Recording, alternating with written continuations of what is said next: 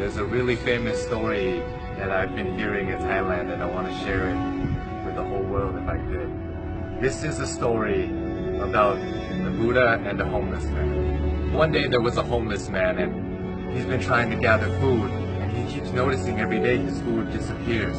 One day he caught the mouse that kept stealing his food, and he asked the mouse, "Why are you stealing from me?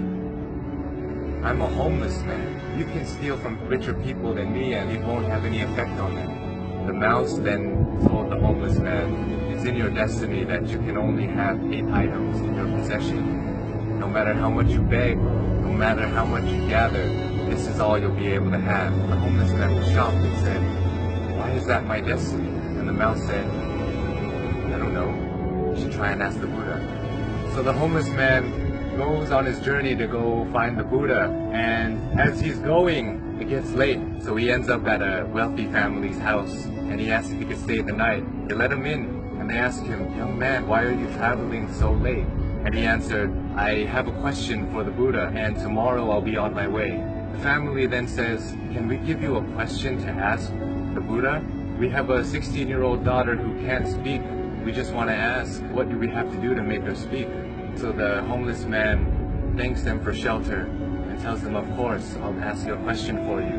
So the next morning he goes and continues his journey and sees a sea of mountains that he has to cross. He climbs up one mountain and he meets a wizard. And the wizard decides to use his staff to take the young man and himself, fly them across the sea of mountains. And the wizard asks the young man, "Where are you going? Why are you deciding to cross these mountains?" And the young man said, "I'm going to ask the Buddha a question about my destiny." The wizard then says, "Can I please give you a question to ask the Buddha? I've been trying to go to heaven for 1,000 years. According to my teachings, I should be able to go to heaven now. Can you please ask the Buddha, what do I have to do to get to heaven? Of course, I'll ask your question for you." And as he continues on his journey, he runs into his last obstacle, which is a river that he cannot cross. Luckily, he meets a giant turtle who decides to take him across the river. And as they're crossing the river, the turtle asks, "Where are you going?" "I'm going to see the Buddha. I'm going to ask him a question about my destiny." The turtle then says, "Can you please ask a question for me too? I've been trying to become a dragon for 500 years. According to my teachings, I should have become a dragon by now. Can you please ask the Buddha, what do I have to do to become a dragon?" So the young man thanks the turtle for taking him across the river and says, "Of course, I'll ask you a question for you." The homeless man finally meets the Buddha, and the Buddha tells everybody, "I will answer 3 questions for everybody here, but only 3 questions." And the young man is shocked. He has 4 questions to ask. So he thinks carefully. He thinks about the turtle. The turtle's been living for 500 years trying to become a dragon. The wizard has been living for 1,000 years trying to get to heaven, and that young girl is going to have to live her whole life being unable to speak. And then he looks at himself. He says, "I'm just a homeless beggar. I can just go back home and continue begging." So as he looks at everybody else's problems, his problem suddenly seems so small. So he feels sorry for the turtle, the wizard, and the young girl, and decides to ask all of their questions. So he asks the Buddha, and the Buddha answers, "The turtle is unwilling to leave his shell. As long as he is unwilling to leave the comfort of his shell, he will never become a dragon. The wizard always carries his staff and never puts it down. It acts as an anchor, keeping him from heaven. And as for the girl, she'll be able to speak when she meets her soulmate." So the homeless man bowed to the Buddha and went on his journey back home. He reunites with the turtle and he tells the turtle, "Hey, you just have to take off your shell and you become a dragon." The turtle then takes off his shell, and inside his shell were priceless pearls found in the deepest parts of the ocean. And he gives it to the homeless man and tells him, "Thank you. I no longer need this because I'm now a dragon." Flies away.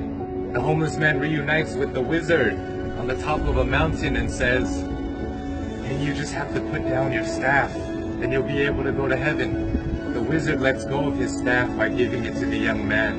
He says, "Thank you," and ascends to heaven. The young man now has wealth from the turtle and power wizard.